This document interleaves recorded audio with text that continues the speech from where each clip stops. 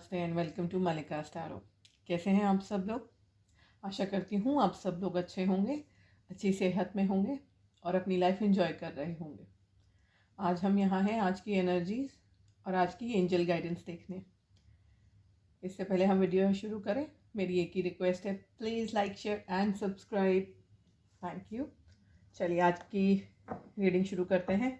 आज की एनर्जीज देखते हैं, आज का हमारा दिन कैसे रहेगा। प्लीज़ गाइड करें।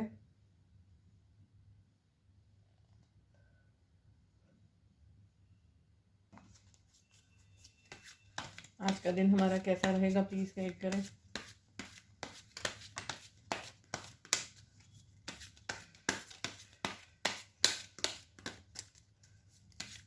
क्या एनर्जीज रहेंगी, क्या क्या होने वाला है आज के दिन में।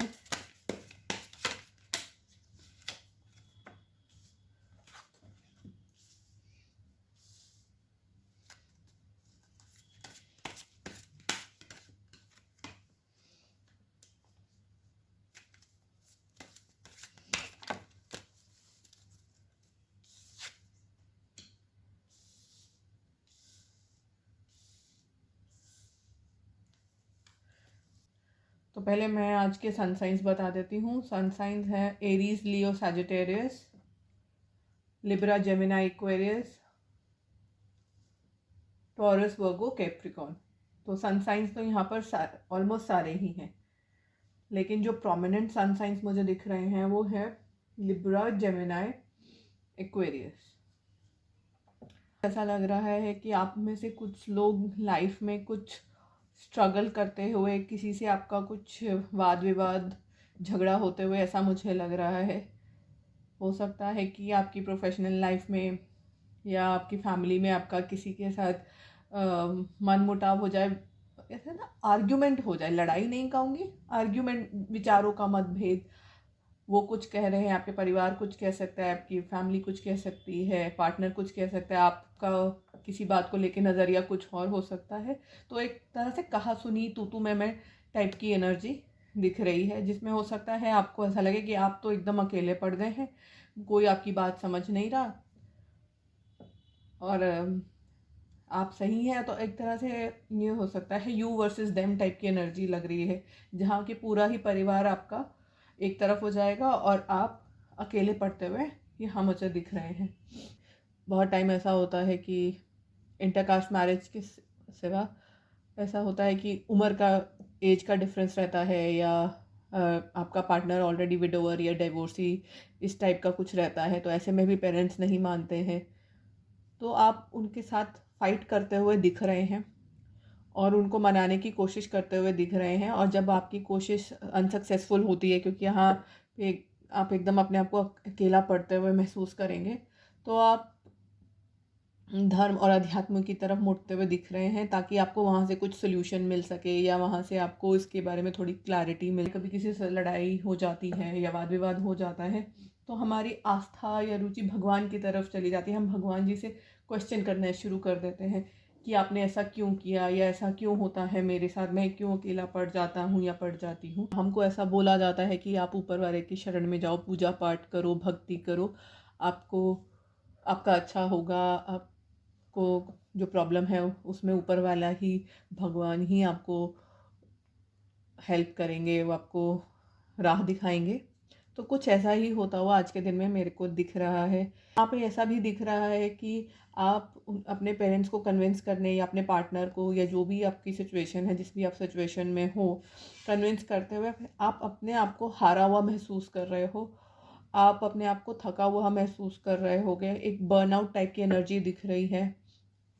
ऐसा लग रहा है कि काफ़ी सारे आप में से लोग एक अंदर से उनकी एक अवेकनिंग सी आ रही है, स्पिरिचुअली इंक्लाइंड होते हुए दिख रहे हैं, उनका ध्यान पूजा पाठ इस तरफ जाता हुआ दिख रहा है। तो ऐसा लग रहा है कि आज के दिन आप हो सकता है कि मंदिर वगैरह कहीं जाएं, गुरुद्वारे जाएं, कुछ पूजा पाठ करें, कुछ उस तरह से स्पिरिचुअल एक्टिविटी करते हुए दिख रहे हैं। हो सकता है कि कोई घर में कुछ हवन वगैरह, यज्ञ टाइप का कोई छोटी मोटी पूजा करें। अध्यात्म की तरफ आपकी रुचि और ध्यान बढ़ता हुआ लग रहा है। लग रहा है कि या तो आप बहुत ज़्यादा एफर्ट्स डाल रहे हैं तो अब आपको रुक जाना चाहिए। अगर कहते हैं ना कि जब कई बार होता है हम लोग ताला खोलने की कोशिश करते हैं और ज़ोर लगाते चाबी नहीं घूम रही होती है, तो हम ज़्यादा ज़ोर लगाते हैं तो वो चाबी ताले के अंदर टूट जाती है।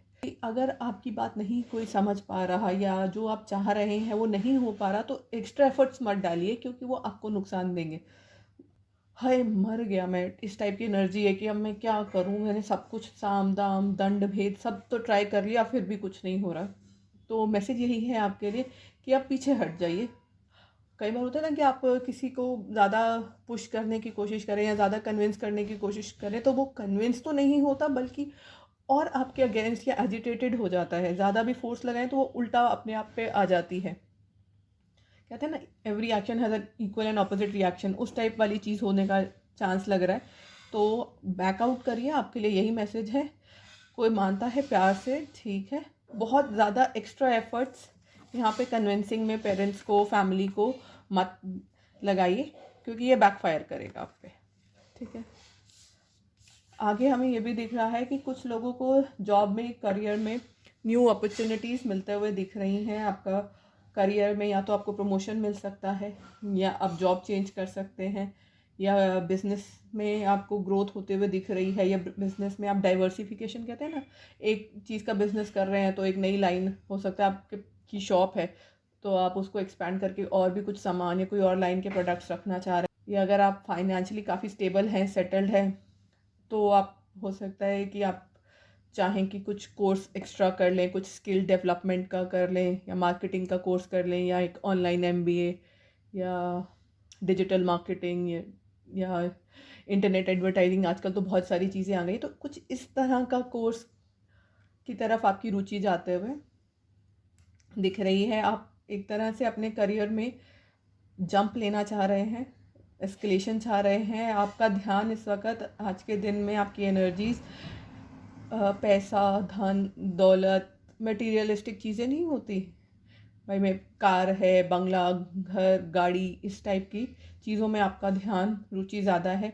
आप लाइफ में बहुत कुछ अचीव करना चाह रहे हैं, और उस चीज़ को अचीव करने के लिए आप नई नई अपॉर्चुनिटीज़ की क्या है, मैं ये कर लूँ, मैं वो भी कर लूँ, या तो जॉब चेंज कर लूँ, या प्रमोशन अप्लाई कर दूँ, नहीं तो शायद स्किल्स बढ़ा लूँ तो दूसरी कंपनी में जा सकता हूँ। इस टाइप का कोई नया कोर्स करते हुए, या जैसे मैंने बोला बिज़नेस में लाइन चेंज करते हुए, या आपके मान लीजिए स्टोर है तो आप 1 से 2 दुकान करना चाह रहे हैं, 2 से 4, या कोई मल्टी ब्रांड टाइप का, चेन टाइप का खोलना चाह रहे हैं, तो इस टाइप की कुछ एनर्जीज़ लग रही है। इसमें वार्निंग सिर्फ इतनी ही है, ये एनर्जीज़ बहुत अच्छी हैं, बहुत प्रैक्टिकल हैं, और आपके लिए ये फ्रूटफुल भी होंगी, आपके लिए ये अच्छा रिजल्ट लेकर आएंगी। आप आगे बढ़ेंगे अपने लाइफ में, आपको मटेरियल चीज़ें जिनके पीछे आप जा रहे हैं वो मिलेंगी, जो अचीव करना चाह रहे हैं वो मिलेगा।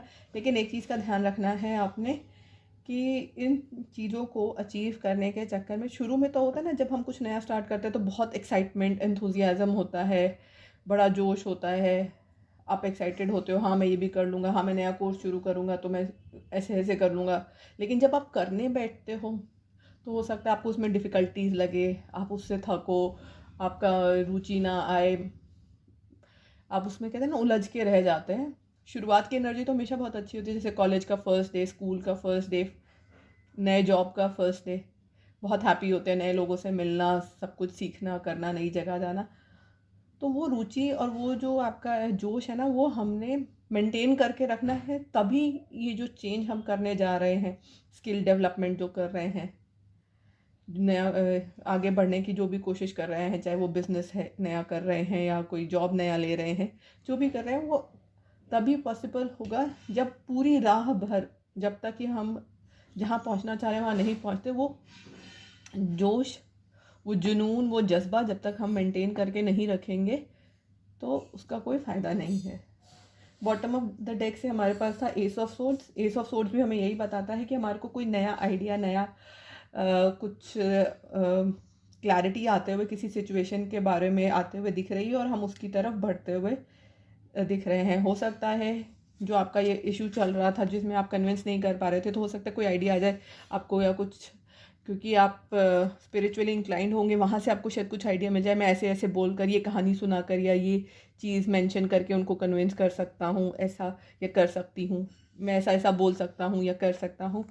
तो नए ideas, out of the box thinking, जिसे कहते हैं ना, रूढ़िवादी सोच से हटकर कुछ नया करने की सोच, जज्बा दिख रहा है यहाँ पे, और उसके लिए आप एफर्ट्स डालते हुए दिख रहे हैं आज के दिन में।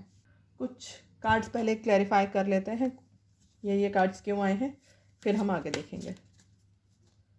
प्लीज़ गाइड करें।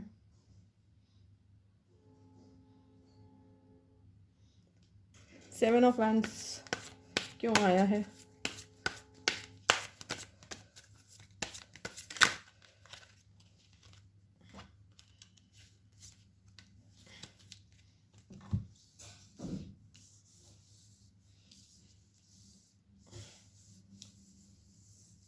इतने सारे कार्ड्स आ गए, ठीक है।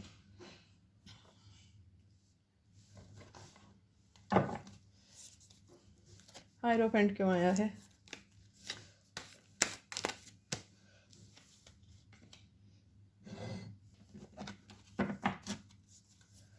हायरोफेंट क्यों आया है? ओके।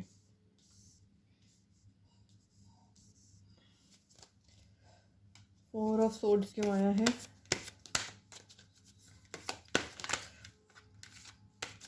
फोर ऑफ सोर्ड्स क्या कहना चाहता है? ओके।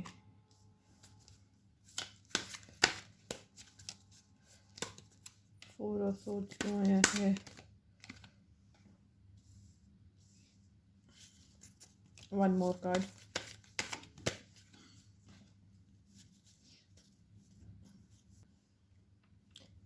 कि ऐसा लग रहा है कि आज के दिन में आपको काफ़ी स्ट्रगल और बर्डन आप महसूस कर सकते हैं। आपको लगेगा कि दुनिया ही एक तरह से ख़त्म हो गई, आपको कोई समझ ही नहीं रहा, आप क्या करो, आप इस सिचुएशन का आपके पास कोई सोल्यूशन ही नहीं है, ऑल्टरनेटिव ही नहीं है। लेकिन ऐसा नहीं है, आपने ऐसे नेगेटिव विचारों को अपने दिल में नहीं लाना और इस एनर्जी को बह जाने देना है। न्यू मून और एक्लिप्स के बाद लाइफ में चेंजेस आएंगे, तब सब कुछ अच्छा होगा। साइलेंस और लेटिंग गो का कार्ड अभी यही कह रहा है कि अभी हमने ये लड़ाई या ये एक्शन नहीं लेना। जो बहस होने के चांसेस आपको लगे आज के दिन की, आपका किसी से बहस हो सकती है, मनमुटाव हो सकता है, तो आप वहाँ से या तो उठ के चले जाएं या एकदम खामोश हो जाए, मौन धर लें, बिल्कुल कुछ बोलना नहीं है। वरना आगे आपके फ्यूचर में थोड़ा सा अगर आप डिले है, पोस्टपोनमेंट की जो एनर्जी है वो भी फोर ऑफ सोर्ड्स, यही एनर्जी। बहुत ज़्यादा एफर्ट्स मत डालिए, हौले हौले चलिए, थोड़ा पेशेंस रखिए, सब्र धरिए। सारी जंग एक ही दिन में नहीं जीती जाती है ना।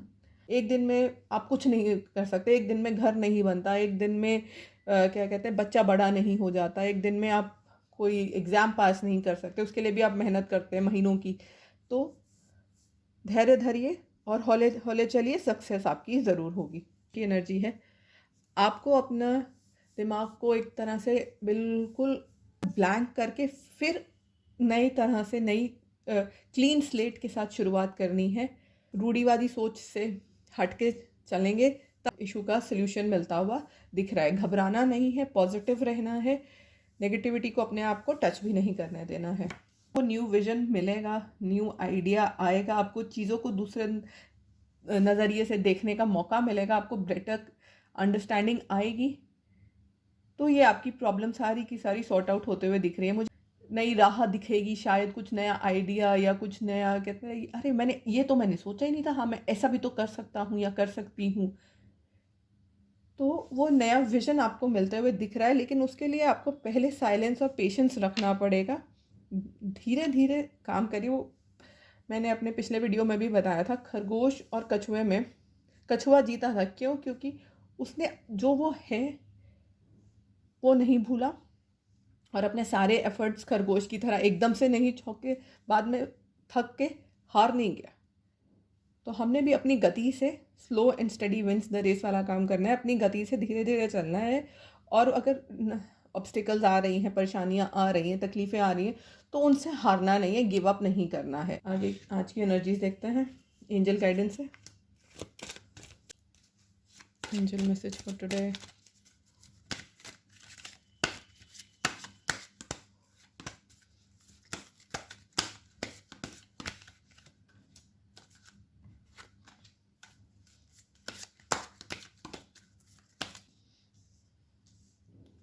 हमारे एंजल मैसेजेस हमेशा हमारी रीडिंग से लिंक्ड आते हैं। Angel of clarity, angel of action.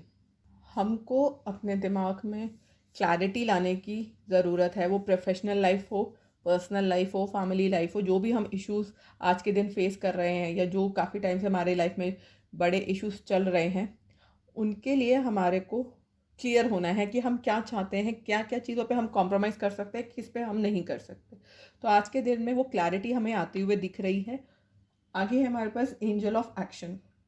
Angel of action हमें यही एडवाइस दे रही है, पहले अपने दिमाग में क्लैरिटी लाइए, एकदम क्लीन स्लेट के साथ उस इशू को एनालाइज करिए। एनालाइज करने के बाद उसका समीकरण करने के बाद जब आपको समझ आ जाए कि क्या करना आपके लिए ठीक रहेगा, क्या हानिकारक रहेगा, उसके बाद आपको जो बेस्ट एक्शन लगे वो आप लीजिए और आप सक्सेसफुल होंगे। Lucky number would be 4। 4 दिन 4 घंटे या 4 वीक भी हो सकता है, ज़्यादा करके 4 दिन या 4 घंटे में कोई डेवलपमेंट होती हुए दिख रही है, कोई न्यूज़ आपकी तरफ आते हुए दिख रही है। ये रीडिंग आपसे रेजोनेट की हो तो मुझे कमेंट छोड़ के ज़रूर बताइएगा। रीडिंग आपको पसंद आ रही है, आपको कंटेंट अच्छा लग रहा है तो लाइक, शेयर एंड सब्सक्राइब कीजिए। ये थी आज की रीडिंग।